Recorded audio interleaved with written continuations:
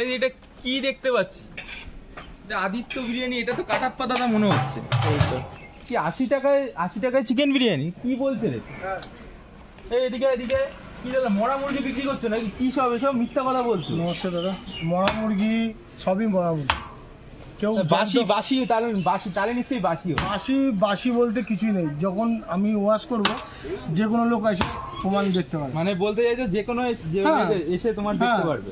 আর আমি আগেও বলছি, এখনো বলছি যে আমার কাছে আগে কাটা ঠিক ছিল না, এখন কাটা ঠিক আছে, দেখো কাটা ঠিক আছে। হ্যাঁ। যে কোনো লোক এসে প্রমাণ করে দেখতে পারে 150 গ্রাম আছে কিনা।